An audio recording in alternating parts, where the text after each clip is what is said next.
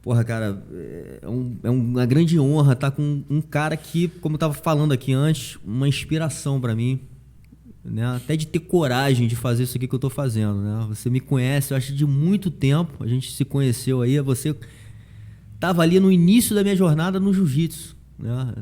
Eu tava entrando na academia, você já tava lá, viu eu começando a praticar o jiu-jitsu, né? Entrar nesse ambiente e porra, o quanto, né, essa jornada marcial, né, o quanto a luta, ela me ensinou, né? Hoje, inclusive, hoje eu dou aula, tenho esse programa aqui que está conectado, né, com esse ambiente também das lutas.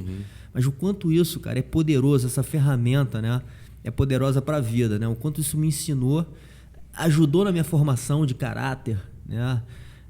Enfim, de muita coisa. Eu uso isso o tempo inteiro, eu falo para as pessoas assim, né, batendo no peito com o maior orgulho do quanto isso foi importante para mim.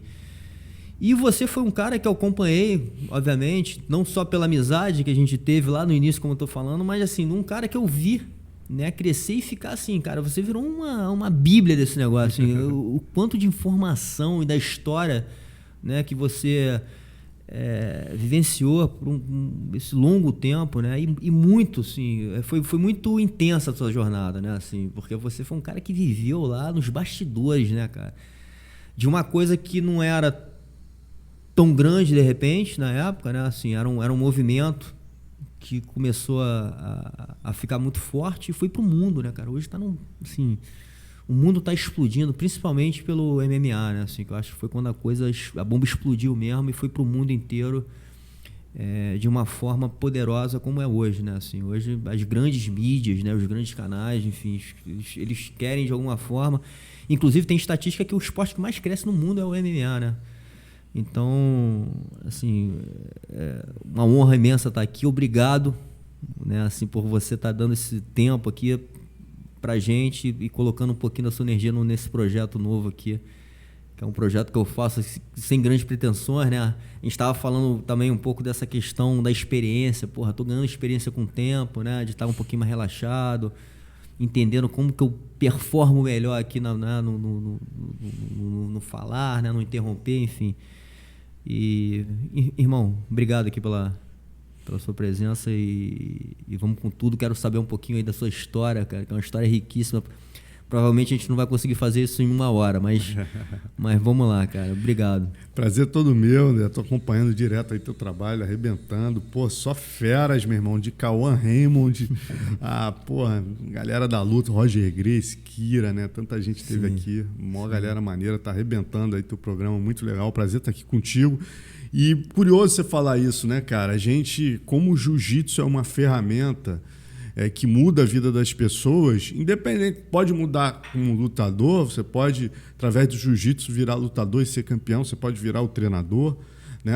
E você pode, como nós aqui, né, cara, fazendo jiu-jitsu. Eu lembro, tava contando aqui para ele no início, que eu lembro, pô, eu tinha acabado de pegar a faixa azul, capoeira chegou, falei, porra, que faixa branca duro, rapaz, que bicho duro é esse? Esse bicho é gato, hein, brigadeiro? Porra, não é possível. Pô, quer dizer, você já tinha uma aptidão esportiva, né, cara? Aí você explicou na época capoeira, porque você já fazia capoeira, quer dizer, tu já era um esportista. Então você já chegou com esse diferencial e tal. E a gente batendo esse papo aqui, né, contando um pouco das nossas histórias, curioso como o jiu-jitsu interferiu no rumo da nossa vida, cara, de maneira absolutamente importante, né? Mudou mesmo os rumos. Você mudou indo para a área, né, poxa, do que você já fazia, as oportunidades aparecendo através do Rubens. No meu caso, a oportunidade foi dada pelo próprio mestre Cláudio França, nosso professor no Clube Barra, né? Eu fui morar no Riviera em 79, comecei a treinar em 89, 90 e tal. O mestre Cláudio França começou a me pedir para fotografar as Copas Atlântico Sul, que ele fazia, que era um brasileiro da época. E eu já era biólogo, cara. Eu já tinha minha profissão como biólogo, como microbiologista, carteira assinada, era responsável pela microbiologia no laboratório, dava curso para 46 oficiais de farmácia, tinha uma profissão. Mas através dessa oportunidade que ele me deu de maneira lúdica, né, que eu tinha um laboratório dentro de casa, eu comecei a fotografar para ele. Como não tinha fotógrafo na época, a galera da luta, pô, Marcelão, quero comprar tuas fotos. Eu virei o fotógrafo do jiu-jitsu. Os caras não deixavam de ser meus ídolos, então saía da Fundação BioRio no fundão com meu carrinho, passava nas academias para vender foto, e assim eu fui meio que entrando sem querer no meio do jornalismo e descobrindo minha verdadeira aptidão, né? Minha verdadeira paixão, que era o jornalismo. Eu fazia biologia por formação ali, mas acabei largando à frente. Quando a coisa explodiu, eu larguei, eu comecei a ganhar mais dinheiro na revista QI do que na minha profissão, né? Escrevendo e fotografando e vendendo anúncios. Eu acabei largando minha profissão e investindo num troço que não existia na época, né? Que era o jornalismo marcial. As revistas eram feitas por mestres que mandavam fotos, mandavam um textinho. Não tinha ninguém assim que você falasse, o cara é jornalista e escreve sobre luta. Não existia isso.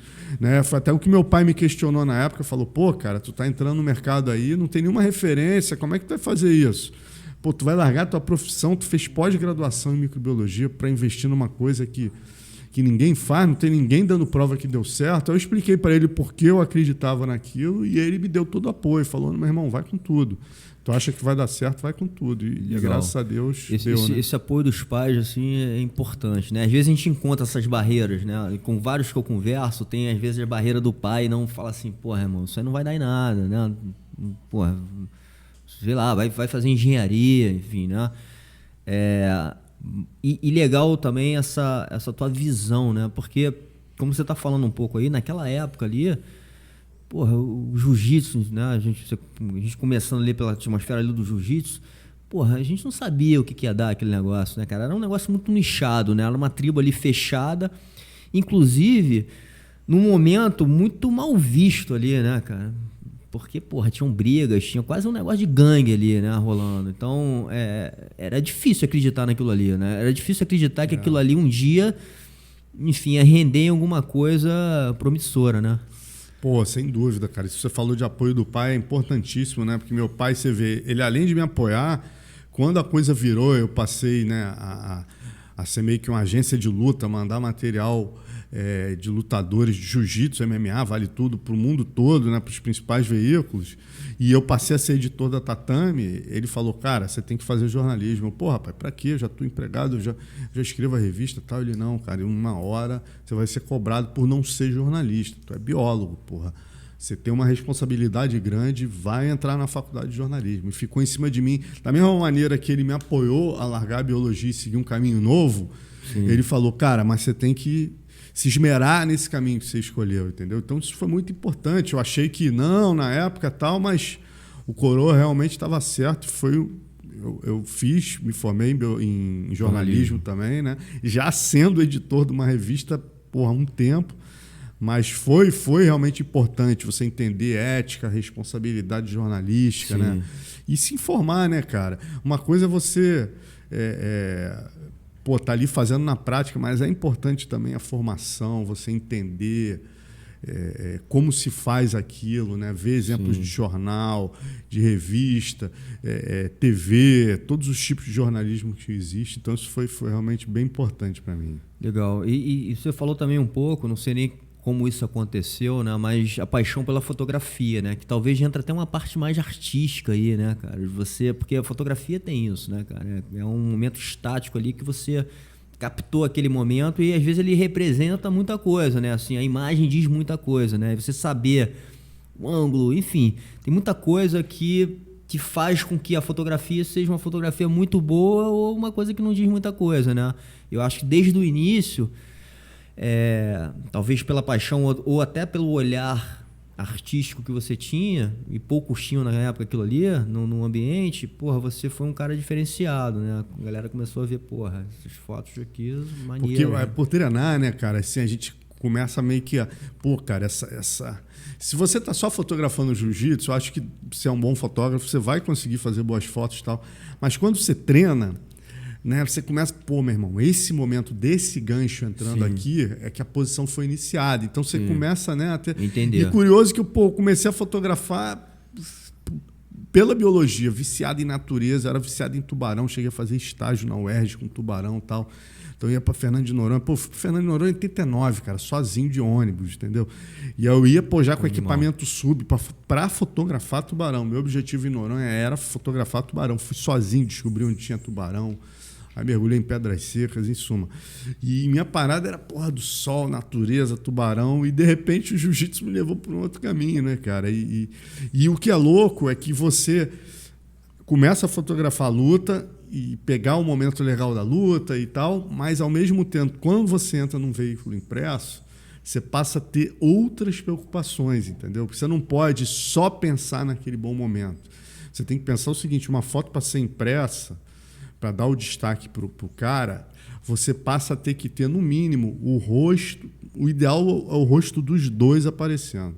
Isso é dificílimo no jiu-jitsu. Você pode saber melhor do que eu como é difícil, né? No grappling, no berimbolo ali, o rosto dos dois está aparecendo. Cara, porque é muito difícil você publicar uma foto. Imagina, as duas caras viradas. E como é difícil, meu irmão. Entendeu? Isso que eu falo para fotógrafos de futebol, de outras. Falo, cara, vocês acham que luta é mole? Meu irmão, é difícil pra caramba, porque o fotógrafo tem que estar ligado no momento, não só no momento exato, mas ele tem que pensar assim, cara, não tem cara aparecendo, como é que eu vou botar na legenda aqui?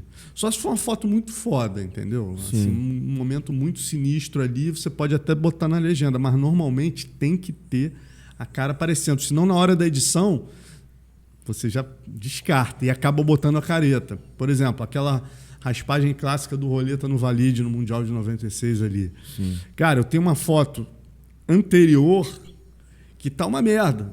A perna do Roleta tampa a cara do Valide, a cara do Valide tá tapada, a cara do Roleta tá tampada. É o momento talvez mais primoroso daquela raspagem que definiu a luta mais importante do primeiro Mundial de Jiu-Jitsu. Se eu não tivesse dado o segundo clique, eu não tinha uma foto boa. Pô, cara, quando eu dou o segundo clique, a cara do Valide desequilibrada aparece e a do Roleta também. É puta, foto que estourou. Maneiro. Página dupla. Não foi capa porque eu sabia que a Grace ia dar. A gente acabou dando a capa pro Libório Castelo, que é outro exemplo de foto.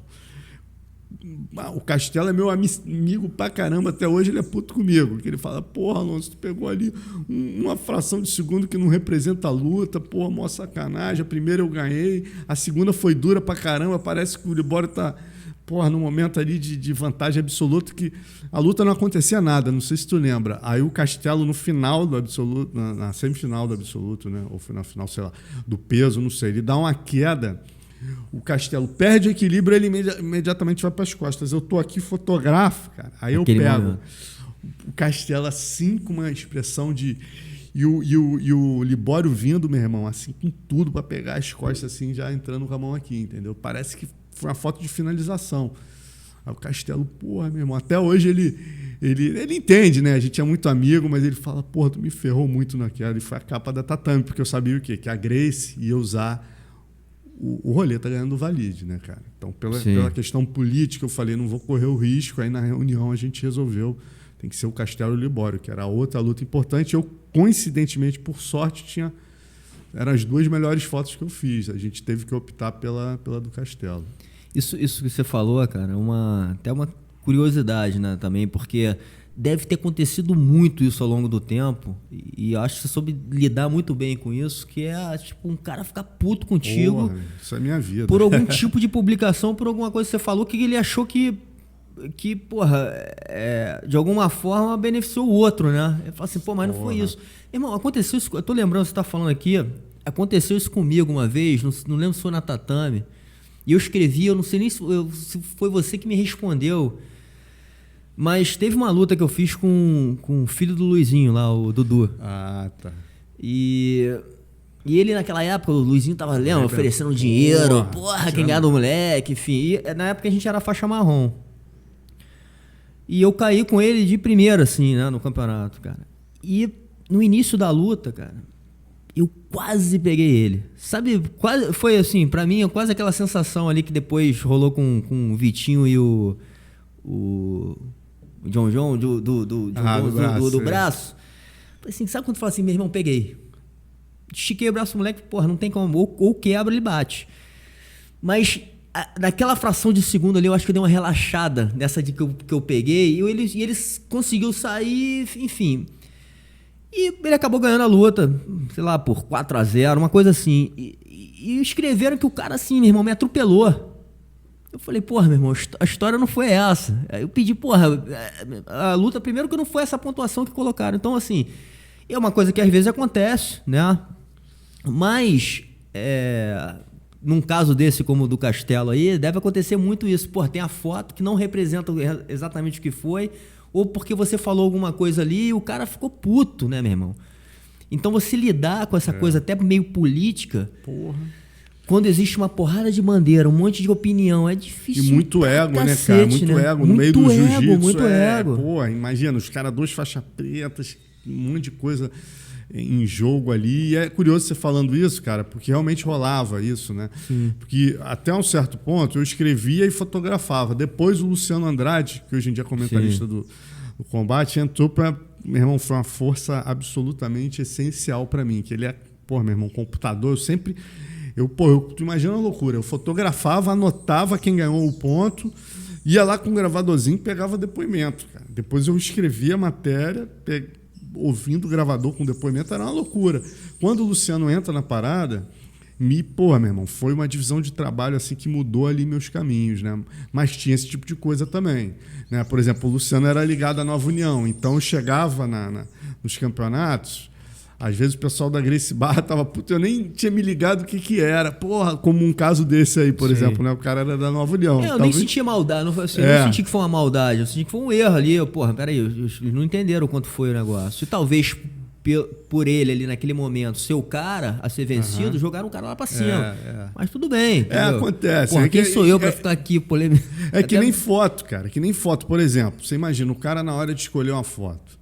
Né? A gente tem que escolher o quê? O melhor momento. Às vezes o momento... Eu acabei de dar o melhor exemplo. Exatamente. Né? Castelo Libório, luta amarradíssima. Uma quedinha no final definiu a luta. Mas, cara, como é que eu vou botar na capa os dois assim, ó, um de frente pro outro? Que foi o que retratou a luta. Eu vou botar o melhor momento, entendeu? Isso aconteceu, milhares de vezes, né, cara? Situações assim, por exemplo, o Cacareco. É muito meu amigo também. E eu sempre... Isso é uma coisa, cara, que graças a Deus... eu consegui aprender a separar, e isso até o mundo da luta. Uma das coisas mais importantes é a fidelidade, né? É a amizade. Sim. E isso conflita diretamente com o jornalismo. Então, muitas vezes, as pessoas ficavam às vezes chateadas porque eu sempre separei. Então, um cara que é muito meu amigo, se via numa foto, fala, porra, Alonso, cara, a gente viajou junto, meu irmão, a gente, o que... cara, irmão, olha só, o lado pessoal é esse, o lado profissional é esse, eu tenho que escolher uma foto. E eu sempre peitei isso no MMA e no jiu-jitsu, por isso que os caras aprenderam a me respeitar, entendeu? Porque se eu tivesse uma postura de falar, desculpa, não sei o que, não, eu falei, meu irmão, meu trabalho é esse, sempre me posicionei. Então, dessa maneira, óbvio, tive estresse, mas nunca, não contabilizo assim, não lembro de nada que tenha, sabe? Os caras sempre, mesmo ficando chateados, me respeitavam. Isso é uma coisa muito legal no mundo da luta também, cara. A galera, é muito respeitosa, né? É muito legal isso. Por exemplo, esse caso do Cacareco que eu te contei, cara, é um troço que, dói o coração, entendeu? Eu sou um cara, a Gracie não dava luta livre. Eu cobria luta livre, chutebox. Eu cobria tudo, cara. Eu em tudo. Então, quando os caras da luta livre eram meio que, entre aspas, meu filho, entendeu? Eu insisti para os caras da DCC botarem a luta livre na seletiva. Então, eu brigava pela luta livre. A gente vai para a DCC em 2007. O Cacareco era o cara que, meu irmão, viajou comigo 500 vezes. Era um cara, um amigo, um cara que eu vi, meu irmão, veio da favela, uma ralação. Eu sempre disse que ele era um talento diferenciado. O cara vai para 2007. E aí a luta dele com o Marcelinho nem foi final. Foi tipo semifinal, do absoluto, ou quarta de final. Mas o Marcelinho foi o grande nome dessa edição. E o Roger. Quem que a Gracie vai dar a capa? Óbvio, vai dar pro Roger. Então não podia correr o risco da Gracie sair antes, entendeu? E eu estar com o Roger e eles também. Então outro grande destaque, o monstro de 2007. Não, perdão, foi o Drasdê em 2007. 2005 foi o Roger. Mas o Marcelinho foi o outro grande nome. Eu tenho que botar o Marcelinho, que eles não vão dar. Qual a foto que eu tinha do Marcelinho? Boa. Eu tinha ele ganhando do final, tudo foto mais ou menos. Uma foto foda, impactante, é ele nas costas do Cacareco nas quartas de final. Aí, meu irmão, ali, eu como editor, ali, entendeu? O coração fala, puta merda, entendeu? Óbvio, se eu tivesse uma foto boa dele com um cara que ele ganhou na final, não por eu ser amigo do Cacareco, seria a foto mais justa. Sim. O Cacareco arrebentou esse evento, isso que doeu mais ainda, entendeu? Porque ele também arrebentou. Sim. E aí, pô, qual é a foto da capa? É o Cacareco, porra, meu irmão, Marcelinho nas costas, porra, entrando com a mão do Mata-Leão. O Cacareco ficou magoado comigo um tempão. Ficou, é? Porra, Marcelão, porra, não esperava de você, porra, nunca parei, nunca saí na capa da Tatame, quando eu saio me fudendo. Entendeu? E logo você que sempre deu força pra lutar livre. Cara, entendeu? E muitas outras, por exemplo, situações de MMA, de eu ser mais ligado pessoalmente com a BTT, né? Inclusive, sim, tinha um acordo de comercial da Tatame com a BTT naquela edição do Pride em 2005, né? E pô, a Tatame cobriu as 3 edições numa parceria de permuta de passagem com a BTT. Mas o que a gente deixou claro desde o início? Cara, isso não quer dizer que a gente vai dar capa para a BTT, não, tá? Que isso fique bem claro.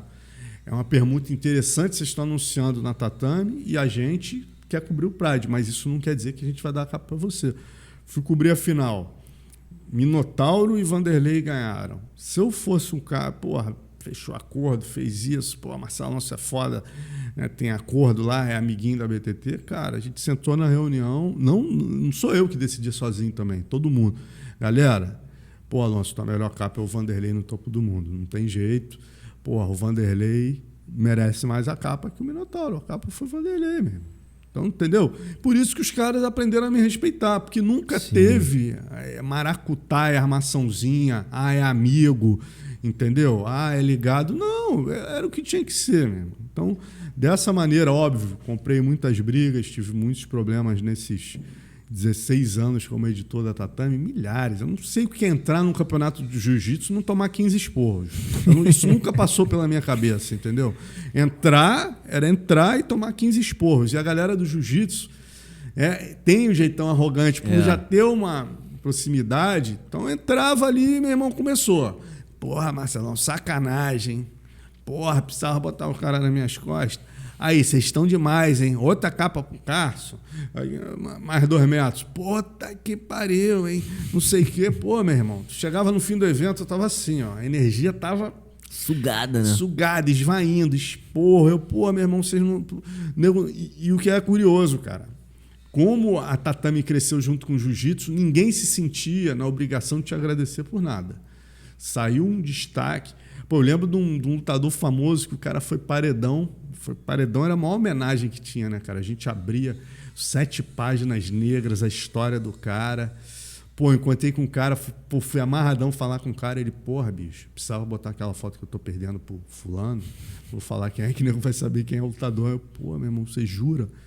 Pô, tu foi capa, 7 páginas de homenagem no paredão. Tu tá conseguindo ficar puto comigo porque entrou uma foto que você não gostou, que você tá em desvantagem? Um 20 em vantagem? Não, ficou maneiro. Mas eu, entendeu? Eu também me colocava. Porque senão, sim, meu irmão, tu vira saco de pancada. Eu chego e falo, pô, o cara só toma esporro. Se a reclamação não era justa, eu me posicionava, como nesse caso, entendeu? Sim. Não, cara, isso é impressionante. Acho que a sua integridade, né? E de ser sempre honesto, né? Porque é muito difícil, cara, assim, é muito difícil você estar num ambiente ali que está sofrendo um monte de tipo de pressão, você tomar a decisão ali mais justa, né? É difícil pra cacete. Eu até quando você tava falando aqui, né, cara, trazendo aqui um pouquinho do que acontece hoje, assim, porra, é difícil a gente até acreditar nas grandes mídias, porque a gente entende ali que existe um monte de tipo de manipulação ali, né? Porra, do cara que paga, quem tá pagando por trás do negócio, né, cara? E eu acho que esse tipo de jornalismo, inclusive o que você fez durante a sua carreira toda, ligado a uma coisa que a gente está falando aqui muito, que é a arte marcial, e você falou de uma coisa também muito preciosa que eu acredito, cara, a gente lida muito com a verdade. Ela pode ser até ruim, mas a gente está lidando com ela o tempo inteiro. No sentido, inclusive, o seguinte, eu vejo a vaidade do cara, eu vejo o ego, eu sinto o meu ego, a gente está lidando o tempo inteiro com esses princípios fundamentais ali da natureza humana, né? O tempo inteiro. Mas isso também faz com que talvez a gente aprenda a lidar com isso, né? E reflita e fala, porra, agora chegou a minha vez, como é que eu não mostro nesse meu lado, né? Como é que eu trabalho isso em mim, né? Então, essa integridade que você conseguiu manter, meu irmão, acho que foi muito importante pro teu sucesso, né, cara? Porque é difícil, cara. né? É difícil, cara. Mas assim, é legal você falar isso, que, pô, é importante dizer também, cara, como eu errei, né, bicho? Isso é o mais importante, você reconhecer teu erro, senão você não melhora, né? Como ser humano em tudo na vida. E, pô, quantas vezes eu errei como jornalista, não tenho dúvida disso. Erro, a gente estava até falando aqui em off, Sim. né, cara? Como é importante o feedback do cara que está na live ali contigo, que eu faço muita live, e o cara tá ali, e eu vejo às vezes uma crítica, eu falo, puta, esse cara é hater, meu irmão. Ele acordou de ovo virado, tá com raiva do mundo. Esse aí passa batido. Mas tem um que faz uma crítica, cara, tipo, pô, tá falando uma coisa que eu, né, tento me corrigir muito, interromper. Sim. Isso é difícil, cara. A gente que tá. Para mim, o meu maior defeito, a galera reclama muito nas minhas lives, é eu não jogar as perguntas da galera. Mas o que acontece? Eu tenho um tempo com o lutador, Sim. eu tô muito preparado, eu estudei muito ali e eu sei que eu tenho um tempo com o cara. Tem uns que não tem tempo, fica uma hora, aí eu jogo mais perguntas. Mas quando eu tenho tempo, por exemplo, ontem o Rafael dos Anjos, porra, ele, Marcelão, cara, não quero furar contigo, mas meu filho tá com 37 de febre. Porra, não é melhor a gente adiar? Eu falei, meu irmão, vamos fazer o seguinte, eu já anunciei a live. Se eu não entrar, vai ficar ruim para mim.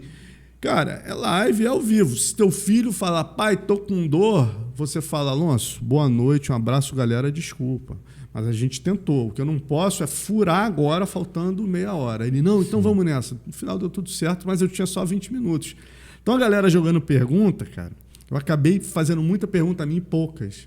Isso é um dos exemplos assim de aprender ouvindo as críticas, tentar usar mais as perguntas da galera. Mas, cara, nesse meio a gente precisa, sim, né, também reconhecer erros. Quantos erros editoriais eu vou lá, pô, cara, aqui essa capa não era mais justa. Pô, aqui eu não fui correto com o cara. E o mais importante de tudo, André, assim, no jornalismo e para a vida, né, cara? A gente estava falando de verdade. No jornalismo, a gente aprende que a gente tem que tentar entender que existem, às vezes, 3 verdades, cara. O que é verdade para mim não é verdade para você. Exatamente. Mas a minha obrigação é tentar ouvir o quê? A minha e a sua. Sim. Aí o cara que está lá lendo, ele vai tirar a média e tentar ver quem tem a verdade. Isso. O que não é justo, e com certeza eu já devo ter incorrido nesse erro, principalmente no início, muitas vezes, né, botar um lado só. Às vezes uma crítica, às vezes não deu tempo de ouvir os dois lados. A gente vê até por Jornal Nacional, os caras, tentamos entrar em contato e não conseguimos. Sim. Imagina eu lá atrás, cobrindo sozinho, fotografando, escrevendo e pegando o gravador e tendo que tirar isso tudo, depois escrever em inglês ainda para mandar para os gringos. Quantas vezes não deu para ouvir os dois lados de uma situação e eu posso ter incorrido no erro, entendeu? Milhares, sim, cara, mas é evolução, né? Com o tempo, com o Luciano entrando, a gente passou a poder ouvir mais, ser mais justo. Mas, pô, com certeza, cara, errei demais, não tenho dúvida disso. Não, e trabalhar essa humildade, né, na profissão e na vida, né, cara? A gente está falando aqui de coisas, como eu falei, assim, eu acho que o jiu-jitsu, a arte marcial, é uma ferramenta muito poderosa para a vida em vários aspectos. Né? E bater todo dia é a melhor coisa do mundo, porra, né, meu irmão? É o exercício diário da humildade. E assim, por mais que às vezes até seja construtiva a crítica, porra, às vezes afeta um pouquinho, né? Tu fala assim, porra, irmão, aqui no meu caso, né? Eu vou falar aqui no meu caso, às vezes eu até falo com o Naldo assim, eu falo assim, caramba, cara, porra, a gente bota uma energia nesse negócio. Eu não sou um jornalista, mas por que eu tô fazendo isso, né? Porque o que a gente começou até falando um pouco antes. Olha o que o universo ou a atmosfera ali do jiu-jitsu, do surf, do próprio trabalho profissional, olha o quanto ele me conectou com pessoas, cara, que são referências, eu acho, pro planeta, meu irmão. Porque, porra, falar com um Dedé Pederneiras, falar com uma Akira Gracie, com o Roger, com o Carlos Burle, com o Orlando Cane. Porra, cara, é feliz, com o Rickson Gracie, com o Cauã. Enfim, a gente tá falando de nomes aqui que, meu irmão, pra mim os caras são referência pro mundo. Sem né? dúvida, sem dúvida. E só que os caras estão aqui do lado. Eles são caras que eu posso ligar aqui porque a vida me conectou de alguma forma muito através... Se os caras vêm é porque eles te respeitam, sabem da tua... E o respeito, né, vem da onde, né, cara? Do que a gente viveu. Do que a gente, de alguma forma, teve uma experiência junto, ou através, de novo, assim, através do esporte. A questão marcial ainda mais, porque a conexão, ela é muito forte, né, cara? Porque... é aquilo que a gente está falando aqui, mexe muito com a natureza humana, assim, a gente vai profundo ali na verdade do cara, né, assim... E no caráter, né, cara, ele treinando, por exemplo, você é um cara super generoso e tal, certamente ali no treino, cara, um cara que, pô, treinou contigo ali, você faixa preta, casca grossa, foi lá, teve a generosidade ali de não apertar tanto o cara. Meu irmão, essa hora, o tatame é o melhor lugar para você ver o caráter de uma pessoa, né, bicho? Total. Você vai ali, se o cara porra, eu lembro de eu, porra, treinando um cara assim, eu novo, pô, o cara dando mó dura, tal, não sei o que lá. Pô, cara, eu quando cheguei no nível dele... Óbvio que eu treinava duro. Pô, mas eu tô vendo que o garoto tava na situação que eu tava, tá começando. Pô, cara, por que eu vou apertar o cara 4, 5 vezes, entendeu? Sim. Vai desmotivar o cara, pô. Sim. Treina duro, vai lá, chega nas posições, mas, pô, meu irmão... E esse bom senso a gente vai desenvolvendo no tatame, mas ele é totalmente inerente a teu caráter e a tua personalidade, né, Sim. cara? E numa hora dessa você vê, quando você treinou com tantas pessoas e os caras...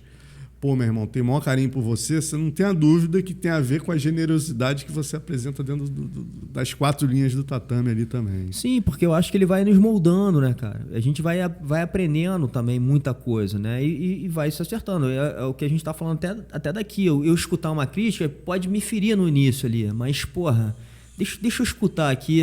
Vou deixar de lado todo o meu... Tentar aqui fazer um exercício, né? Deixa a vaidade do lado... E falo assim, vamos escutar o que esse cara tá querendo transmitir. Ou se eu tô passando isso, cara, posso estar passando, sem querer, inclusive. E assim a gente vai evoluindo. Exatamente. Eu acho que em cima disso tudo, eu já evoluí bastante, né? Assim, de prestar atenção, porra, não vou ficar interrompendo, por exemplo. Essa coisa do interromper é a crítica que eu mais recebo também. E às vezes por inexperiência, ansiedade. Porra, tô com um cara aqui que pra mim é um ídolo, meu irmão. Tô nervoso aqui na frente do cara, né? Então você quer ficar ali, quer colocar as perguntas. Então, às vezes você acaba interrompendo e, enfim, eu sei que isso às vezes incomoda pra quem tá escutando, né? O cara quer escutar o cara, não quer me escutar muito, enfim, quer escutar muito mais do cara do que eu. Então tem todas essas questões... E que são as dificuldades, né, de um desafio, de um projeto. Você deve ter passado por muita coisa, né? Eu acho que o que eu acho impressionante da tua jornada, cara, né, o quanto foi difícil, né? Assim, a gente você falando um pouco ali desse teu início, né? Uma coisa muito por paixão. Eu acho que a paixão tem que ter o tempo inteiro, deve ter até hoje ali. Você fazer o que você faz é muito prazeroso também, né? Os desafios também, né, cara? O tempo inteiro. Essa parte escrita não deixava de ser uma zona de conforto que eu gostava daquilo demais. Meu maior prazer era poder lançar um Vitor Belfort, meu irmão, de faixa azul, juvenil, e ver falando, cara, esse cara pode ser alguém. Eu apostei ele lá atrás. Pô, Robocop baiano, a primeira matéria do Minotauro, eu fiz na Bahia, ele era faixa marrom. Eu termino a matéria falando, pô... Com o boxe do Dória, né, e com o jiu-jitsu que ele tem apresentando, esse cara tem tudo para fazer com os oponentes o que o Caminhão fez com ele quando ele tinha 11 anos. Né? Então, porra, eu acreditei no cara. Ele fala isso, né, que eu acreditei nele antes dele. Então, assim, óbvio, já errei muito também, né, mas quantos caras eu tive a honra de dar, porra, Vanderlei, primeira matéria no Japão, foi eu que mandei, em suma. Então, você acaba, de alguma maneira... fazendo parte, né, da vida dos caras. Isso é uma parada, pô, que não tem preço. E sair da zona de conforto que eu estava te falando, né, cara? Quando eu saí dessa parte escrita e, pô, saí da tatame, me associei ao PVT e o pessoal do combate me chamou, pô, cara, isso para mim é exatamente o que você está falando. Pô, quando eu fazia faculdade de jornalismo, eu falava, cara, eu faço todas as matérias ligadas a revista, jornal e tal, mas não me chama, até rádio, mas não me chama para fazer nada com câmera. Então eu fiz a faculdade inteira, meu irmão, renegando a possibilidade de trabalhar com câmera, de falar para câmera. Apesar de eu ter dado aula de biologia, tudo isso e tal, mas não era uma coisa que eu gostava. De repente aparece a oportunidade. Alonso, chega aí, vem fazer o cara a cara aqui no combate. Eu, porra, meu irmão, vou ter que falar com a câmera. Nervoso pra caramba. Eu lembro que o Miltinho Vieira, era muito meu amigo, né? A gente tinha ido pra Rússia junto, num evento. Eu falei, pô, Miltinho, chega aí você, cara, mas eu tô nervosão, eu vou errar pra caramba. Porra, fica aqui, porra, tenha paciência. Ele, pô, Marcelão, a gente é irmão, tal, não sei o quê. Mas eu lembro desse primeiro teste, eu nunca mais me esqueço a generosidade do Miltinho, assim. Calma, Marcelão, porra, tu arrebenta, tu conhece esse assunto melhor que ninguém. O cara me acalmando, meu entrevistado, entendeu? E depois eu, pô, não sei se eu fazia bem, mas eu vejo hoje, eu acho horrível, né? Mas assim, aqueles primeiros, cara... Me chamaram, uma coisa eu tenho certeza, eu entregava excelentes conteúdos, que eu recebi os melhores convidados em estúdio, apesar de não estar muito familiarizado com a câmera, Eu estudava conteúdo para falar, meu irmão, isso vai entrar dentro da sala do cara que assiste o combate, o cara vai ficar louco. Ele não sabe essa história do Eugênio, do Hugo, dos caras todos, entendeu? Então, mas no início foi bem complicado. E esses são os desafios que vão te movendo, né, cara? Sim. Depois passei a apresentar um programa de news, que era o Combate News. Aí depois, comentarista do combate, mas eu sou comentarista, nunca quis ser comentarista. Mas aí tu vai, meu irmão, Exatamente. Deixa eu tentar fazer. E eu vou. E aí você vai, né, cara? Vai indo, vai aprendendo, vai melhorando aos pouquinhos ali. E é isso, tem que se arriscar. Não, total. Isso te faz, né? Te joga ali. O desafio te faz você ter que, de alguma forma, evoluir para chegar, né? E conseguir fazer ali o que às vezes é muito difícil, cara. Eu mesmo, quando eu comecei a fazer esse negócio, eu falei assim, meu irmão, eu não sou um cara de falar. Não boto a cara na câmera de jeito nenhum, né? O nada até me pedia, fala isso, fala aquilo. Eu falo, cara, vou travar na hora. Se eu fizer alguma coisa muito dirigida assim, eu vou travar. Dificuldade mesmo, assim, de se expor, né? De se expressar. Então, quanto mais natural for, melhor. Né? E aí, de novo, com o tempo você vai aprendendo, mas tem que se colocar nesse desafio. O próximo desafio meu agora, que eu estou sendo um pouco cobrado, é de fazer inglês, né? Eu estudei na escola americana há muito tempo e assim, tive uma educação, né, assim, na língua americana. Vai tirar de letra, meu irmão. Mas a prática da fala, você sair falando, é outra coisa, né, irmão? Então, eu quero fazer, mas assim, o próximo desafio vamos fazer com os gringos, ou o próprio brasileiro, mas a gente fazer na língua dos caras, porque eu já tenho esse tipo de pedido, né? O próprio Roger, o Rickson, eu cheguei a legendar, mas não é a mesma coisa. Eles mesmo, a galera fala, né? Fala assim, cara, a legenda não é a mesma coisa que o cara falando na língua deles. Então, assim, é um desafio que eu tô colocando aí tirar de letra, mesmo. Pra daqui a pouco. Isso é um desafio que eu também sigo, né, cara? Que eu trabalho pro Sherdog, né? Hoje eu sou correspondente do Sherdog. E eu também não... meu inglês é pior que o seu, com certeza. Mas assim, meu irmão, eu vou lá, falo uma palavra de cat ali para começar, entendeu? WhatsApp MMA Fans é o que eu uso para abrir. Você já faz, assim? Eu faço direto, cara. Por exemplo, o Rafael dos Anjos, eu faço ao vivo e depois eu faço 10 minutos pro Sherdog, entendeu? Aí eu mando o vídeo. Entendi. E eles usam direto. Às vezes eu entro lá, tem uns gringos me zoando, falando, que dando uma zoada no meu inglês, mas a maioria não, cara. A maioria, né? Aí eu entro também, eu adoro zoar eles, que eu falo, cara, quantas línguas vocês falam? Né? Vocês são engraçados. Vocês, adoram zoar quando a gente não fala inglês com acento. Sim. Mas vocês, quantas línguas vocês falam, meu irmão? Não. O americano, quando ele fala, mamã, o americano é assim, né? Fala um pouco de espanhol. O que tu fala? Mamar. Tá maluco, meu irmão? Né? Pra gente dizer que fala uma língua, a gente estudou, anos e anos para falar o inglês ali, levar o inglês. Eles falam, 2 palavras em japonês que falam um pouquinho de japonês. Meu irmão, tá de sacanagem. Então eu zoo eles também. Quando eu me zoo, eu falo, e aí, quantas línguas tu fala, meu irmão? Né? Aí nego se liga. Óbvio, mas é o que eu falei, crítica construtiva a gente tem que... Sim. Agora, quando vem falar de sotaque, e eu vejo pela Evelyn Rodrigues, cara, que é minha colega, como os caras são críticos, assim, que ela lá, morando nos Estados Unidos, né, sendo correspondente, ela falou que, cara, ela recebe crítica direto em conferência de imprensa do UFC, porque ela falou com sotaque, aí nego fala assim, faz cara feia, sabe o quê? Tipo, o quê? Sabe, você falou ice cream, não falou ice cream, deu um John Moreiriada, né? Eu brinco que o John Moreira, eu falo pro John Moreira, o Joel Santana, meu irmão, tem que te pagar royalties. Isso é muita sacanagem que esse cara tá fazendo contigo. Vi John Moreira, mas eu brinco que ele faliu o curso do Igor, né? Ele faliu o curso do Igor. O Igor é um amigo nosso também, faixa preta do Cláudio França, deve conhecer o Igor, né? Ele tinha um curso de inglês. E o John Moreira fez esse curso de inglês. Aí ele fala, John, não diz que tu fez esse curso aqui, não. Pelo amor de Deus, que o Joe... Agora, o que é engraçado do Joe é o seguinte, cara, eu falo isso brincando, eu falo isso pra ele, né? Eu escrevi até uns causos aí no meu livro sobre o Joe. Cara, ele tem a fluência absoluta, ele humilha a gente falando inglês, entendeu? Só que ele fala com sotaque de português. Aí um dia eu fui brincar com ele, que eu tenho vários com ele, né? Porra, tem uma luta que ele estava arbitrando, o Tom Erickson e o Murilo, ele arbitrou a preliminar. Eu tô na beira do octógono, assim, aí tô ouvindo ele, stop, o cara montou no outro, começou a dar porrada, aí ele, stop, aí o cara não parava, ele, stop, aí ele foi, cinturou pelas costas e falou, man, quando eu falar stop, é pra stop, porra! Entendeu? Então tem várias assim, né?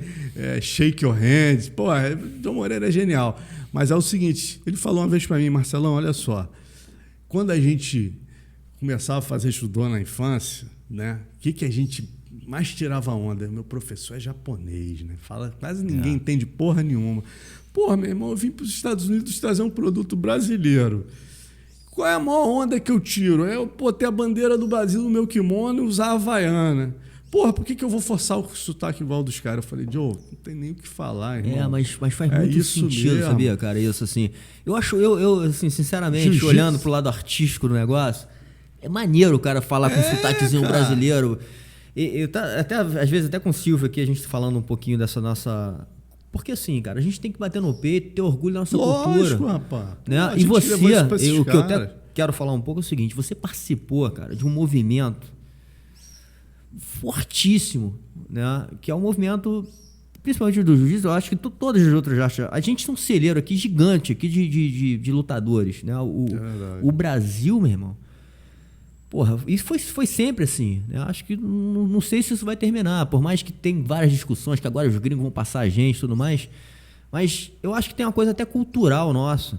Eu lembro até de uma fala do Rickson, eu uso às vezes nas conversas, que o Rickson fala, cara, o Brasil, comparado com o Japão, a cultura é completamente diferente. Lá no Brasil não tem respeito, né? Então as ruas já são selvagens. É o livro dele, né? Ele fala isso. Né? Assim, já é selvageria desde o início. Então, assim, a gente já é criado, meu irmão, de uma forma que, de novo, ajuda a moldar esse mindset mais casca grossa. Você participou disso, né? Você pega um Minotauro, você pega uns caras que, meu irmão, os caras já eram muito casca grossa de vivência, né? De cultura mesmo, né? E a gente, cara, a gente tem que ter orgulho do que a gente fez, cara. Porque o jiu-jitsu que chegou lá e da forma que chegou e você passou por essa história, ele chegou com alma brasileira, né, cara? A gente levou essa cultura para fora, né? Então, assim, a gente deve se orgulhar disso. A contagem lá, como é a contagem aqui do judô, por exemplo, japonês, deveria ser todas em português. 1, 2, fazer o gringo contar. Porque a gente tem que ter orgulho de uma coisa que é muito poderosa. Inclusive, culturalmente, eu acho que a gente levou a coisa da conexão, do abraço, né? Do que falam da resenha depois do treino. Porra, os americanos fazem isso, meu irmão, e adoram. Não tinha isso. Eu ouço até muita gente que eu recebo aqui falar isso. Pô, a gente exportou um modo de se viver através da luta, né? Exatamente. Way of life. Way of life. A gente, até entrevistando o Godoy esses dias, né, cara? O Roberto Godoy. Curioso, né, cara? Eu lembro, ele não lembrava disso, mas eu lá no Cláudio França, uma vez eu fui dar um treino sábado, foi alguma coisa assim. Aí chegou ele e o macaco. Ele de roxo, ele já era roxo, o macaco era azul ainda. E o Fepa, que hoje em dia faz o BJJ Stars, e mais um cara. E eles chegaram na academia, e eu abri a academia para os caras. Eu não lembro se eu treinei com... Eu treinei com alguém deles, assim. E, eu lembro que... depois os caras vieram e levaram o jiu-jitsu para São Paulo, né? Hoje o Godoy tem mais de 90 academias no mundo. E ele está nos Estados Unidos arrebentando. E falou exatamente o que você está falando, cara. Eu lancei um livro, né? A gente tem editora... Depois que eu fui pro PVT, eu lancei também a editora PVT. Aí eu lancei os meus 2 livros, do Vale Tudo MMA e Por Trás do Octógono e tal. E um dos livros que eu lancei exatamente por ficar encantado com o trabalho de um jornalista que o cara fez antropologia e a faixa preta. Aí ele me apresentou, falou, Alonso, eu tinha vontade de transformar essa minha tese num livro. Mas livro é complicado, venda de livro eu não aconselho a ninguém e tal. Mas quando eu li a parada, eu falei, meu irmão, fazer o seguinte, eu vou te apresentar o chargista que a gente trabalha, que é o Davi Carvalho, ele vai fazer uma imagem para tua capa e eu vou editar esse teu livro. Aí eu fui editar o livro para ele. O nome do livro é Jiu-Jitsu Brasileiro. Você procurar na Amazon, tem aí. É exatamente falando disso. São 14 capítulos falando da cultura. O cara é antropólogo e faixa preta. Muito maneiro. E rodou e deu aula na Indonésia. Então ele tem casos como esse, do Godoy, que você está contando, que é exatamente isso, cara. As pessoas não têm na cultura delas, muitas vezes, o hábito de abraçar, né? E o jiu-jitsu faz o pai se aproximar do filho. O americano não abraça ninguém. Né? E o filho passar a abraçar o pai. E o filho abraçar. Pô, tava vendo um troço lindo ontem, cara, no Instagram. Uma senhorinha, ela é jiu-jitsu grandma. Eu não sei quem tava, eu na minha timeline, cara, que cena linda. O cara ia dar um strip pra vovó, aí a vovó veio pulando assim de kimono, cara. Faixa branca pulando. Pô, para receber o strip na faixa, cara. Assim, você vê que... Pô, e ela foi abraçou o mestre com tanto carinho, uma americana. Então, assim, são tantos exemplos que a cultura, né, do jiu-jitsu impacta na vida de tanta gente. Né? E a gente tem que ter muito orgulho disso. Eu tenho um brasileiro, cara, é o Tufi Kairos, né? Ele estudou no Canadá, ele é aluno do Mansur, ele fez uma tese de doutorado provando numericamente que o impacto cultural do jiu-jitsu brasileiro é muito maior que a Bossa Nova, muito maior que qualquer coisa feita no Brasil. Qualquer produto brasileiro, nenhum se aproxima ao impacto mundial do Brasil em jiu-jitsu. Fato, cara. Você imaginar, pô, fui cobrir o Mundial o UFC do Demian com o Anderson lá em Abu Dhabi, né? E eu participei da organização da seletiva aqui que gerou a primeira seletiva que gerou aquele evento profissional lá do Sheik. Cara, meu irmão, porra, o Sheik chegar na TV, porra, mulher, meu irmão, não pode, em hipótese alguma, na cultura árabe, botar nada entre as pernas lá. Sim. Nem chegar perto. Porra, o Sheik ia à TV e dizer para as mulheres que elas podem, sim, com outras mulheres, botar na guarda, porque a guarda faz parte da técnica do jiu-jitsu, e o jiu-jitsu, exigido por ele, passou a ser uma modalidade nacional, obrigatória no exército, nas escolas, entendeu? E que as mulheres podiam praticar. Cara, isso é uma revolução cultural que não dá para mensurar, entendeu? O que isso significa. Exatamente. Ele mudou, cara, a preceitos religiosos de um povo por causa do jiu-jitsu. Na América, isso tudo que eu estou falando, abraçar, ninguém abraça. Hoje em dia você entra na 405, cara, em 96, eu voltando do Japão a primeira vez para cobrir um Vale Tudo, eu passei na Califórnia e fiz uma matéria que foi capa da Tatame, que era jiu-jitsu californiano, que depois do Royce, o impacto do jiu-jitsu na Califórnia. Só a Califórnia tinha 8 academias. Eu fui do norte, lá do Carley Gracie, até o sul, até o Nelsinho Monteiro. Fui em todas as academias. Cláudio França, sim, nosso mestre, Santa inclusive Cruz. Lá em Santa Cruz. Passei em todas. Eram 6, 7. Irmão, hoje em dia, sei lá, 3, 4 anos eu passei ali em Los Angeles, cara, de noite, na 405. Irmão, sem sacanagem, eu contei mais letreiro de Gracie Barra do que do McDonald's, cara.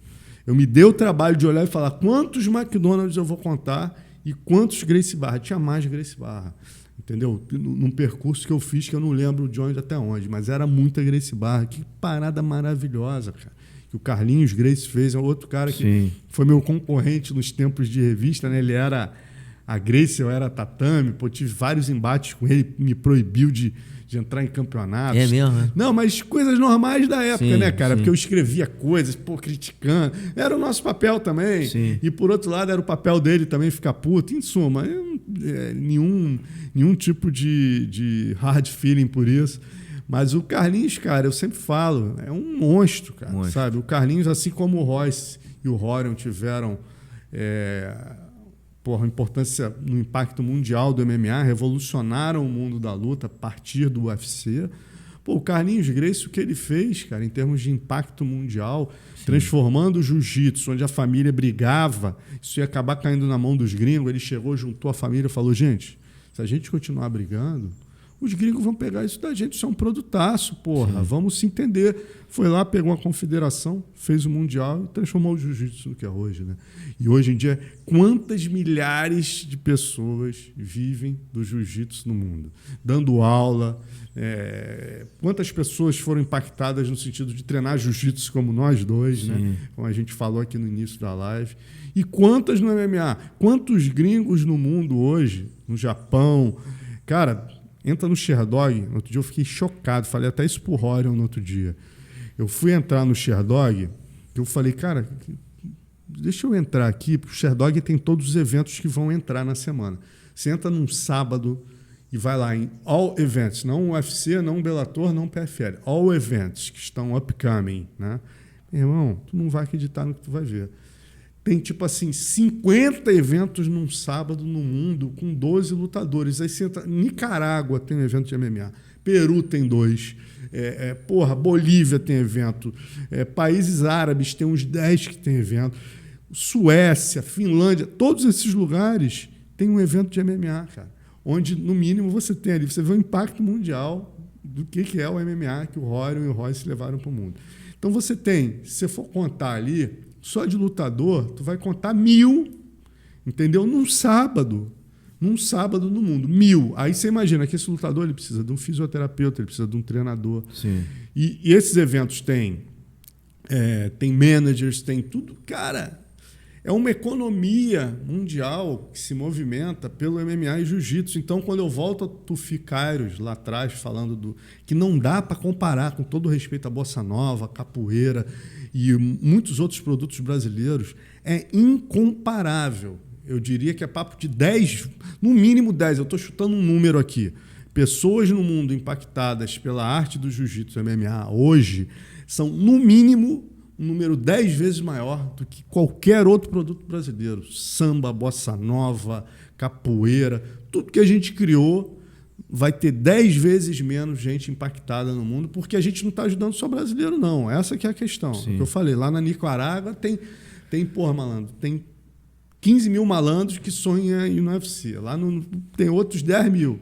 Então, assim, é um impacto mundial, cara. Muito animal isso, cara. Isso é legal vindo de você, porque você é um cara muito informado, né? Então, assim, tá certificando uma coisa que eu acredito muito, eu tô vendo, tô percebendo. Eu falo isso, inclusive, em conversas minhas com marcas e tudo mais. Eu falo assim, meu irmão, a galera ainda não entendeu o que é principalmente o jiu-jitsu, que é onde, né, o universo que eu vivo mais, a força desse negócio no mundo, né? E você tá falando do impacto cultural, né? Mas de quantas pessoas, inclusive hoje, eu acho que até com o amadurecimento desse negócio, você falou aí, eu acho que dos 2 casos de caras, né, com nível intelectual alto, que não é um lutador profissional, mas que o cara teve uma vivência ou uma formação no jiu-jitsu e que, porra, para ele ali foi muito precioso, né? Então, assim, a gente está impactando a vida de pessoas de várias formas, não só nesse ambiente profissional, mas está transformando, porque assim, é uma ferramenta de transformação muito animal. Por tudo isso que a gente falou até aqui, né, cara? Tudo isso que a gente falou. Educação, respeito ao próximo, generosidade, coisas que você só aprende dando 3 tapinhas no tatame, entendeu? Sim. Então, muito legal. Um outro cara, até te interrompendo, mas que é legal, o Riga, né, cara? O Riga é um cara que eu sigo, o Riga Machado, entrevistei há pouco tempo. Caraca, meu irmão, eu acho que Hollywood inteira treina com ele e com o Jean-Jacques, entendeu? Muito animal. Não é, cara? Todos os atores de Hollywood estão fazendo a porra do Brazilian Jiu-Jitsu e orgulhoso, cara, aqui, ó, a bandeirinha do Brasil. Se você botar um kimono, né, com o mesmo preço, você botar $10 mais caro que tem a bandeira do Brasil, o cara que faz Brazilian Jiu-Jitsu vai comprar o de $10 que tem a bandeira do Brasil, meu irmão. Pode ser até o kimono pior, mas a bandeira do Brasil é um branding, é uma parada que valoriza a marca, entendeu? Muito maneiro isso. Isso é demais, né? Como açaí, né? Açaí, que eu até conto essa história no meu Exatamente. livro. Porra, o impacto que a família Gracie está aí. A gente está falando de jiu-jitsu e MMA, mas olha uma outra área que foi impactada pela cultura do jiu-jitsu. Ao contrário do que muitos pensam, um açaí, né, brasileiro não apareceu por causa do surf, não, meu amigo. Apareceu porque o seu Carlos veio lá de Belém, trouxe, aí tinha um Arataca lá, que era um bar que tinha de Belém. Não, nem era o Arataca, era um outro que ele começou a pedir, gente, eu preciso do açaí. Aí os caras começaram a importar açaí para vender só para os Gracie.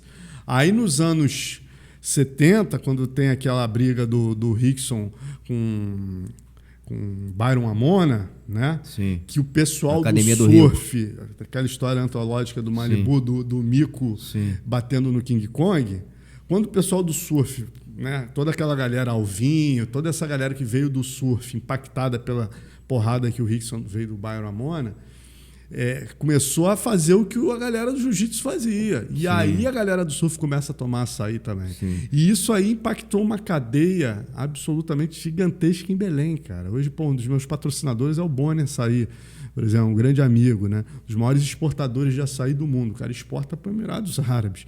Né? Por quê? Porque o seu Carlos, em 1930, quando veio para o Rio de Janeiro, trouxe a porra do açaí, o açaí viralizou. Não ia ter açaí, não. Estou falando isso, mas que pode ser até que popularizasse. Mas o que levou o açaí a explodir foi a cultura do jiu-jitsu, que foi entremeada, obviamente se abraçou ao surf, que tem tudo a ver pelo Rio de Janeiro. Exatamente. Todo mundo que pega onda treina jiu-jitsu. Eu falo muito isso também. Ele teve essa influência aqui carioca, né? Porque aqui foi talvez ali onde estava começando esse movimento muito forte. O Rio era realmente uma vitrine para o mundo, na moda, e a questão da bossa nova. Tinha vários movimentos culturais, inclusive numa época difícil, ditadura rolando, mas acho que o açaí teve realmente essa influência, né, de você gelar o negócio, comer gelado, né, porque tinha essa coisa da praia, do sol, do surf, do jiu-jitsu, tu sair, meu irmão, com o corpo quente pra cacete, botar aquele negócio esfria teu corpo. Então, isso realmente virou um produto que é aquilo que a gente está falando, o estilo de vida, né? Estilo de vida. O açaí que ainda traz a coisa também da saúde, né? De ser um alimento, que tem um índice ali nutricional, né, fortíssimo, enfim. Então, até uma história legal, cara, assim, você conhece a história do Sheik Tarnum, né, que inventou, a gente está falando do impacto do MMA e do jiu-jitsu. Ainda tem, né, o jiu-jitsu sem kimono ou submission, que é outro planeta, que outra galera vive. E ele começa, curiosamente, a gente está fazendo um livro agora, né, estou até imprimindo pela editora PVT, que vai contar a história das 3 edições do ADCC. Vai ser dado lá para o Sheik Tarnum em setembro, meio que uma homenagem a ele, né? Uma equipe formada pelo Renato, da Kimono Braus, o Arthur, o Dunlop escreveu o texto, Marcelo Dunlop da Grace, né? Eu como fotografei as 7 primeiras edições do ADCC, eu também trabalhei com a parte de fotos e tal, ajudei também um pouco nos pitacos da edição. Mas, cara, vai ser um projeto maravilhoso. O livro está pronto, está rodando aí. Estava até antes de entrar aqui falando da capa aqui com o cara. Mas são as 3 edições do ADCC. E o primeiro capítulo, cara, nem eu conheci em detalhes. O Dunlop fez um trabalho jornalístico fantástico que mostra exatamente isso. Você sabe como é que o Nelsinho conquistou o Sheik Tarnum, cara? O Sheik Tarnum chega para treinar, né? Ele viu o UFC em 91. E aí ele chega em 93, aí ele chega para treinar em 94 em San Diego fazendo um curso. Ele chega com o Guy Nivas, que é o chofer que para o Nelsinho Monteiro, né, playboy aqui do Rio, faixa preta, do Carlinhos. Porra, o cara é o chofer o árabe é o chofer do inglês branquinho, né? Chegando de Porsche e tal. Aí ele vendia um plano que, se eu não me engano, o Dunlop escreveu isso, o Rickson que falou para ele, cara, você pode fazer vários pacotes. Né? Você vende só a aula particular, mas você pode vender o pacote Plus, que é um dia com professor na cultura do Rio de Janeiro. Então o cara vai treinar com você, ele vai para a praia contigo, à tarde ele vai tomar um açaí contigo, à noite ele volta para treinar. Esse pacote tu bota $1.000. Então, eu estou chutando aqui os números, mas é isso que aconteceu. Primeira vez que ele vendeu o pacote, ele vendeu logo 3, que era para o Tarnum, para o Guy Nivas e para um outro cara, que era o assessor.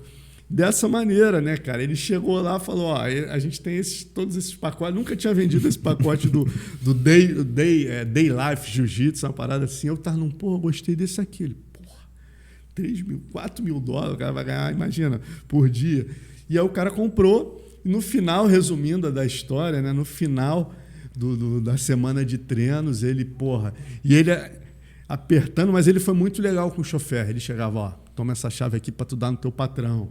Aí o Tarnum quietinho, né? Aí no último dia o Tarnum tão apaixonado pelo jiu-jitsu, pela cultura do Rio, por todo o processo, chega para ele e fala, cara, eu quero te fazer uma oferta. Na verdade, meu nome não é Bin, é só um apelido. Meu nome é Tarnum Bin Zayed. O meu pai é o rei de Abu Dhabi, né? Eu sou o príncipe e eu quero te levar para dar aula de jiu-jitsu lá. Aí ele, ele, encantado com a cultura carioca de San Diego, ainda pensou em recusar e ele deu uma oferta, falou, cara, é o seguinte, tu dá 3 meses de aula e, porra, fica 20 dias de férias em qualquer lugar do mundo com passagem para você e para tua mulher. Aí ele, porra, não vai dar para recusar. E aí assim começa, ele vai para lá, ensina o jiu-jitsu, depois eles criam juntos o ADCC, que é a Olimpíadas da Luta Agarrada, e já está na 14ª edição agora em setembro em Las Vegas, que a gente vai fazer o livro contando a história inteira, entendeu? Então assim, porra, troço do cacete, né, cara? E começa, a gente volta, a cultura, quão apaixonante a cultura. O Sheik se apaixonou pelo way of life, né, cara? Sim. Carioca. Porque vem tudo embutido, né, cara? Não é só o não é só o jiu-jitsu, a parte técnica, né, de luta, né? É tudo que isso leva, né? Que vai junto, o açaí, né? É a forma, né? Enfim, de atitude, de falar. Então, tem muita coisa atrelada que são os traços culturais que a gente carrega. E até nesse ponto da cultura, outra coisa assim, eu acho interessante, que você vivenciou também, né, cara? É o Brasil entrando no Japão, né? Assim, a gente dando a volta, né? Porque o jiu-jitsu na origem vem do Japão, se desenvolve aqui com a família Gracie e agora volta poderoso, né? Assim, porra. E o japonês valorizando também isso e entendendo que, porra, a gente de alguma forma, a gente desenvolveu uma arte, porra, talvez até mais poderosa do que o que eles tinham lá, né? Como é que foi essa entrada do Brasil no Japão e né, e como é que os japoneses vendo a gente chegando ali, vários lutadores, e os caras fazendo, porra, por muito tempo o Pride foi o evento, né, cara? Desbancou um pouco o UFC naquele momento, né? Cara, essa eu tive a honra de ver mesmo assim na veia, né? Porque o que me fez ficar na luta, né, abandonar minha profissão e ficar na luta foi o mercado japonês, né? Que era a Kakutogi Tsushin, que era a revista japonesa, que saíam 2 por mês. E aí, como eles me pagavam por página, saíam 2 por mês, porra, certinho, no mesmo dia, durante 16 anos, né, foi o que me sustentou mesmo, me fez largar a biologia e ficar trabalhando com lutas. Mas o que é legal dessa história, um pouco antes de eu trabalhar na Kakutogi Tsushin, né, eu fui cobrir o primeiro evento onde brasileiros foram lutar no Japão. Foi esse retorno, né? Na verdade, o Rickson tinha ganho o Vale Tudo Japão, ele ganhou 2 edições, virou, meu irmão, o rei do Japão. Né? Porque aí entenderam que, porra, o jiu-jitsu do Conde Koma que a gente levou para o Brasil está retornando. Exatamente. E um Gracie está finalizando todos os nossos. Que porra é essa? De onde vem isso?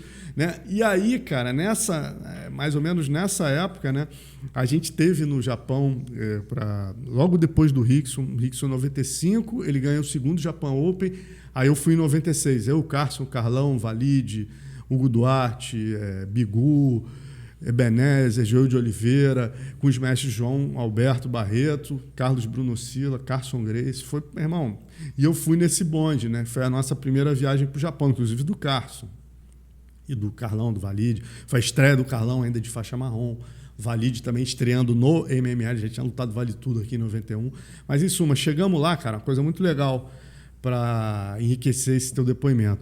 A gente chegou lá e quando a gente chega lá, o Susumu Nagao, que já era meu amigo, fotógrafo, fala, pô, cara, tem um cara aqui chamado Momoko Horibi, que é o remanescente do jiu-jitsu japonês. Eu vi as Kakutogi Tsushin, só dava esse cara, meu irmão. Era capa, mais 7 páginas. Ele era o bambambam, porque ele dizia que era o remanescente do jiu-jitsu japonês depois do Royce tá vencendo. Então todo mundo, porra.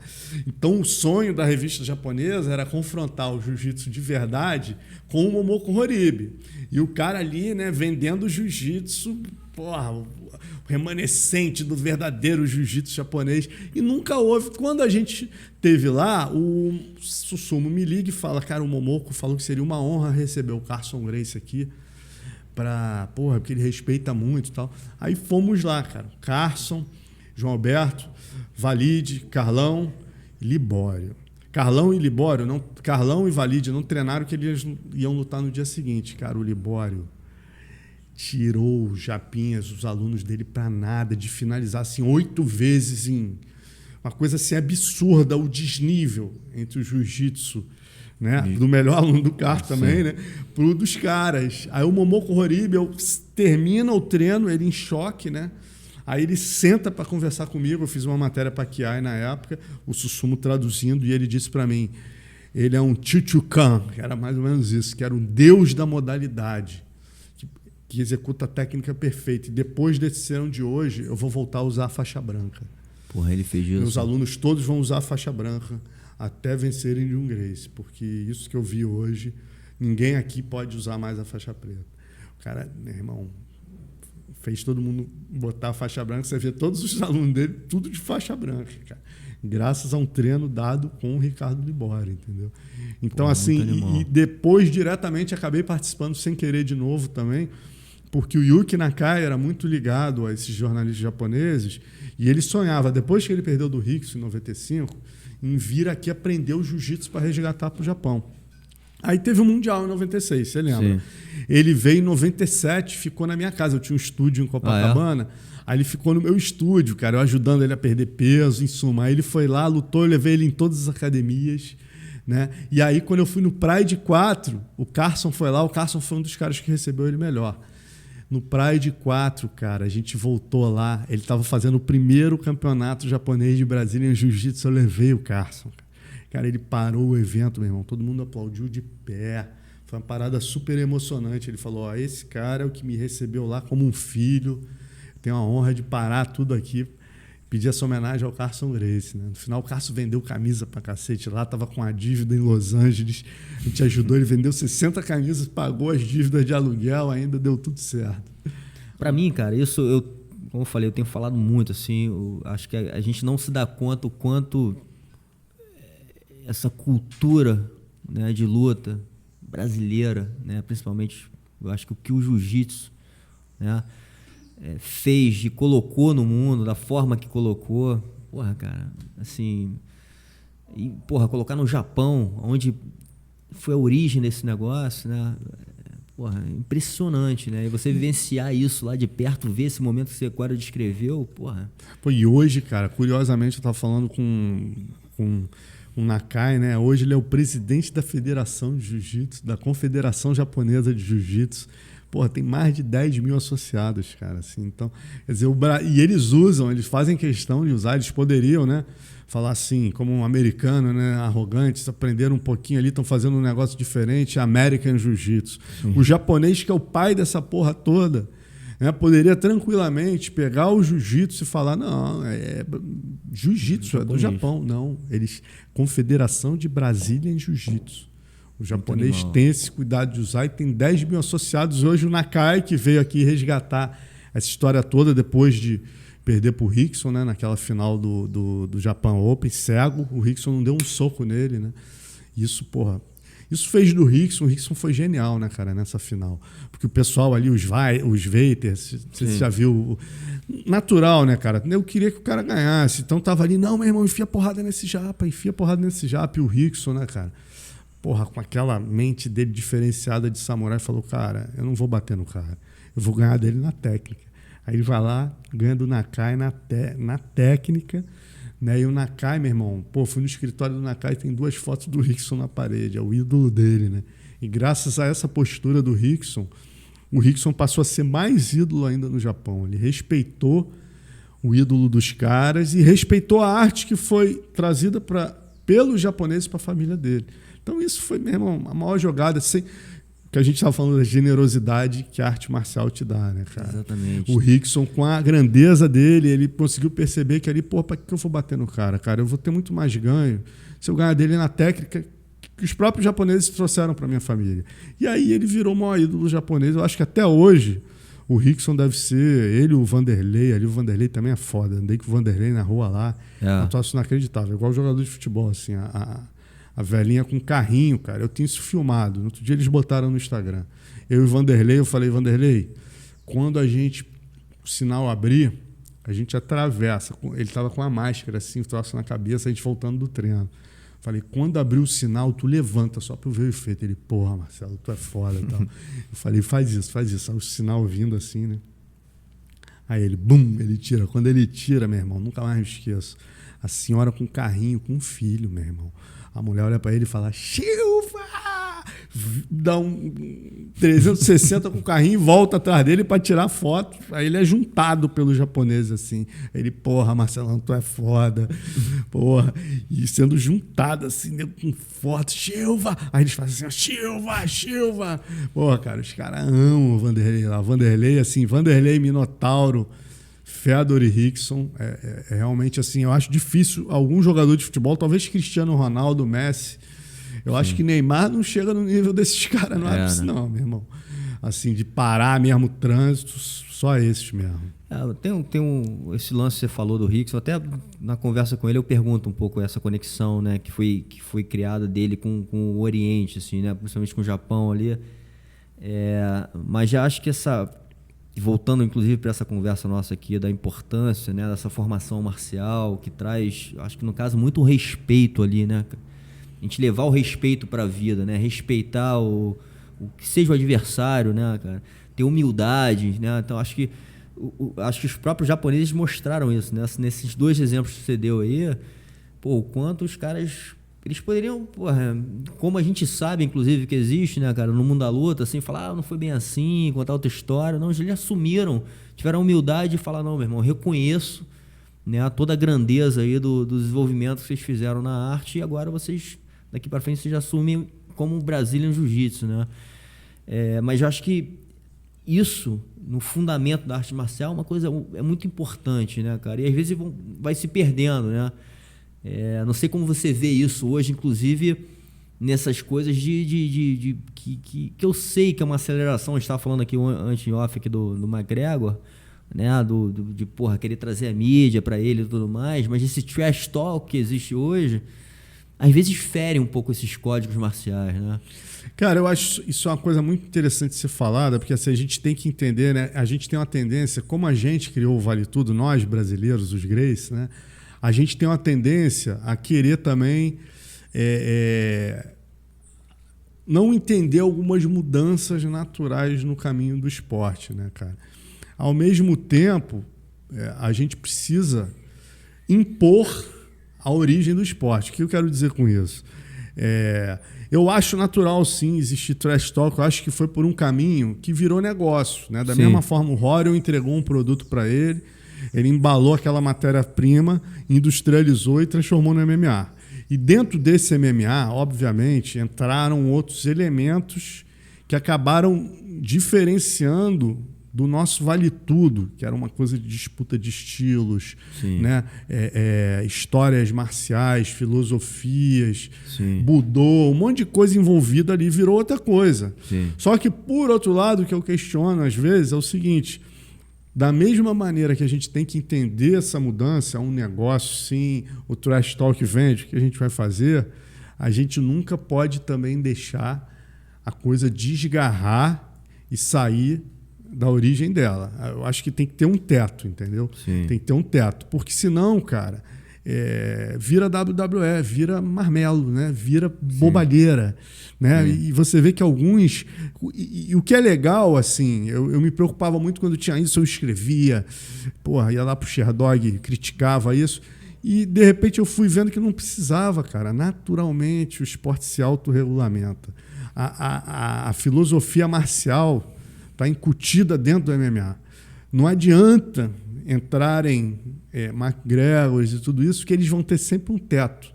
Os próprios lutadores, por mais que eles venham do wrestling, que é uma modalidade onde não existe o respeito ao mestre, eles entenderam onde eles entraram já, entendeu? Eles já entenderam que isso tem uma história. Isso é uma coisa que eu bato muito lá. Eu fiquei uns 5 anos sem trabalhar para os Estados Unidos. Eu sempre trabalhei para revistas gringas. Nos últimos 5 anos, muito dedicado ao combate e tal, eu saí. Cara, ano passado eu falei, quer saber, meu irmão? Não posso. Eu preciso falar com o mundo, entendeu? Eu preciso, porque poucos jornalistas hoje, né, cara? A maioria dos jornalistas americanos tem 10 anos. Eles começam a acompanhar o MMA, eles não conhecem a história. Acho que é importante essa função de estar lá escrevendo, trazendo um pouco de história. E esse é meu papel único, assim, entendeu? Eu chego lá, a minha preocupação... Óbvio, trazer notícia dos brasileiros, né? Eu ganho para isso, mas eu tenho um foco muito grande em em lembrar a história do esporte, de levar a história, entendeu? Sim. De fazer vídeos do Rickson. Outro dia eu fiz um doc, legendeiro, um doc que eu tinha feito para o PVT, falando da história do Vale Tudo de 91, toda essa história, né? A briga do PP, porra, a revanche na academia do Muay Thai e tal. E eu gosto de levar isso para os gringos para falar, meu amigo, vai com calma, começou aqui. Existe código de honra, existe história. Para você estar ganhando hoje milhões, esses caras saíram na porrada de graça lá atrás. Pavimentaram esse das caminho. coisas que me deixa mais louco com um gringo, cara, que eu sou um cara que eu respeito muito o Rickson Gracie, né? Por toda a história dele, por ter vivido isso. Para mim, ele é um dos personagens mais importantes dessa história toda. Assim como o Eugênio Tadeu, o Duarte, esses caras que também peitaram o jiu-jitsu, têm uma importância fundamental. O Rickson é um cara que eu respeito muito. Né? E qual é a tendência do jornalista novo, ou do fã americano, ou do fã de UFC? Pô, ele entra no Sherdog e vê quem que o Rickson lutou. Quem é esse Rei Zulu? Pô. E é o que eu sempre passo para esses caras, entendeu? Às vezes a pior briga não é aquela dentro do octógono, não, meu amigo.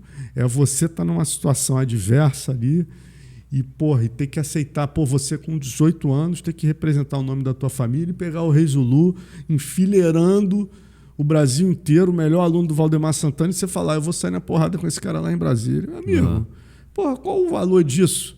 Como que você vai mensurar isso em Sherdog? Entendeu? Como você vai mensurar o que ele fez com o Byron Amona, lá na situação lá? Entendeu? Pô, o Risco, 70 anos de história da família, botou na reta. Ele, Carson Gracie, todos esses caras têm que ser sempre lembrados, meu irmão. Sabe? Porque eles construíram essa história. Se o McGregor hoje está ganhando milhões, ele tem que ler os livros e falar, porra, caramba, para eu ganhar 100 milhões, o Carson ganhou R$500 nessa luta aqui. Essa aqui ele lutou no cimento em São Januário, meu irmão. Porra, lutou com um Passarito no Maracanã, o Passarito tentou jogar ele no fosso. Ele bateu com a clavícula na lateral do fosso, quebrou a clavícula e continuou lutando. Porra, esses caras são malucos. Mas graças a esses malucos, hoje em dia eles estão ganhando milhões, entendeu? E esses malucos não podem ser esquecidos em hipótese alguma. O Duarte, Eugênio, Marcelo Bering, Flávio Molina, Carson Gracie, João Alberto Barreto. Todas essas lendas, cara, pô, se depender de mim, meu irmão, quanto eu estiver trabalhando com isso, eu vou estar lembrando desses caras. Entendeu? Muito bom, cara, muito bom. E que bom que a gente tem um cara de um nível, né, teu dentro do jornalismo.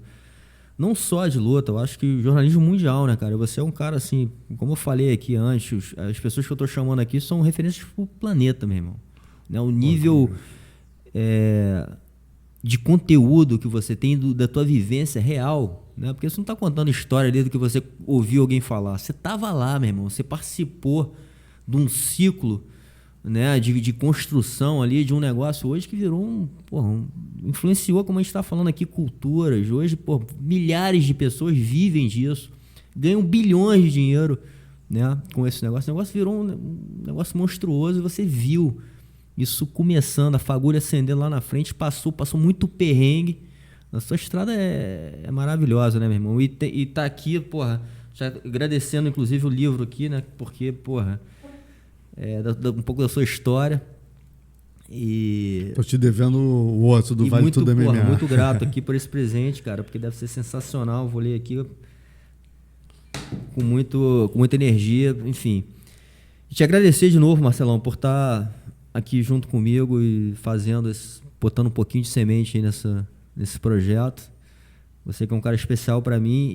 E uma coisa que eu escuto você falando muito, eu acho que fez parte da tua jornada, é que nesse meio também, um sempre ajudando o outro, né, cara? Acho que foi assim para você, acho que faz parte, né? A gente se ajudar pra gente, enfim, chegar em algum lugar. E essa troca de informação, para mim, meu irmão, é o que vale mais, né? Ainda é um investimento eu fazer isso aqui, o que eu tô fazendo, investimento de tempo, investimento de grana, mas só de estar sentado aqui com as pessoas que eu tenho sentado aqui junto e poder trocar essa ideia, meu irmão, já tá valendo muito, que é um aprendizado de vida.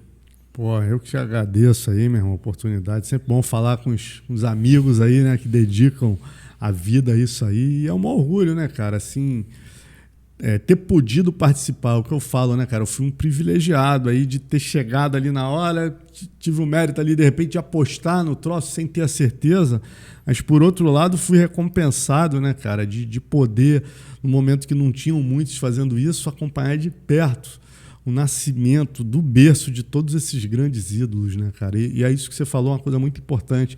Eu sempre faço questão de agradecer, eu vejo os colegas da imprensa do futebol, a dificuldade que é para chegar, e são muito estrelas e tal, e no MMA e no jiu-jitsu é o oposto disso, cara. Os caras têm uma generosidade que eu acho que é inerente à arte marcial, de tratar bem o jornalista, de dar oportunidade, entendeu? Por isso, por exemplo, Minotauro, Vanderlei, os caras vão fazer livro, eu não consigo cobrar foto. O Nagal fica até puto comigo, fala, pô, a gente é fotógrafo, cara, não pode dar, mas eu falo, cara, como é que eu vou cobrar o Minotauro? Entendeu? O cara que eu vivia da revista japonesa nunca me negou uma matéria, né? O Vanderlei idem. Sim. Então, assim, eu não tenho como cobrar desses caras, entendeu? É uma eterna troca. Os caras nunca me disseram não e eu tenho o maior apreço por todos eles aí. E, porra, obrigado aí pelo espaço, meu irmão. Parabéns pelo teu trabalho. Tenho acompanhado aí, porra, de Cauã Raymond, pô, a galera da luta arrebentando aí, falando com todo mundo. Mas é isso tudo que a gente falou aí, né, cara? Eu acho que é o que esse mundo nos traz, né, cara? Uma conexão de uma forma muito verdadeira, né? Generosa, sempre um querendo ajudar o outro. Então, é isso. Eu sou muito grato também por essa vivência que eu tive, né? Pelos amigos que eu fiz. Eu acho que a gente tem que agradecer muito, né, cara? E valorizar muito isso, né? Hoje se fala muito dos valores da vida. A gente falou de família ali, no caso do teu pai, né? O quanto isso é importante. E os amigos, né, cara? E sempre entendendo isso, né, cara? A vida é uma troca, nem sempre é monetária, né, Exatamente. cara? Acho que isso é importante a gente deixar essa mensagem no ar. Show, meu irmão. Prazerzaço, obrigado. Cara.